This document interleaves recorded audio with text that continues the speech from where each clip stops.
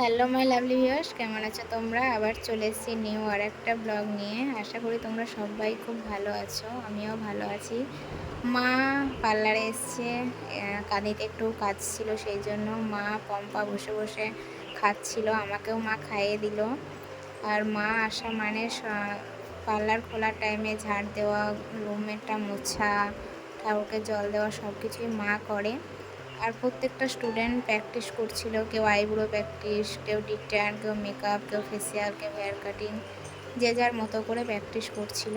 আর আমি সব ওদেরকে বলে বলে দেখিয়ে দিচ্ছিলাম, আমি থিওরিক্যালি প্র্যাকটিক্যালি বোঝাচ্ছিলাম, লেখাচ্ছিলাম, দেখাচ্ছিলাম, আর ওরা সব প্র্যাকটিস করছিল।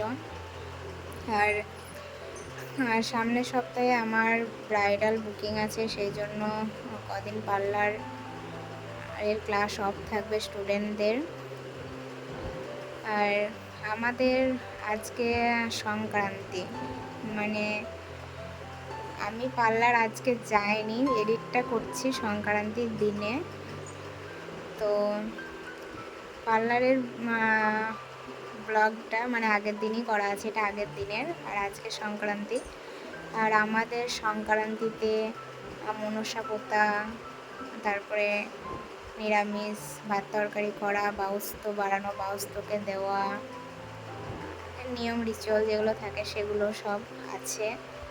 আর আমি যে এই কুর্তিটা পরে আছি, এই কুর্তিটা আমার একটা স্টুডেন্ট আমার বার্থডেতে গিফট করেছিল 2022-এ। আর এই কুর্তিটা হালকা দুধে আলতা কালারের, সেম নয়। আর পার্লার বন্ধ করছি, বাড়ি যাব সেই জন্য। আর এই যে মনসা পুঁতেছে হরিতলাতে, দেখতেই পাচ্ছ। মনসা হরি গাছের ওখানেই পোঁতে, তাই মা আবার এই বছর অন্য জায়গায় পুঁতেছে। আর আজকে সংক্রান্তি বাড়িতেই আছি। আর সংক্রান্তির নিয়ম রিচুয়ালগুলো সব মা করছিল। আর শাক করছিল, মানে এই যে মা এবার শাক বাছবে, আমাকে বলছিল শাক বাছতে, তা আমি বাছিনি, দিয়ে মাই বাছছিল। তো চলো বাই, আবার নেক্সট ব্লগে দেখা হচ্ছে।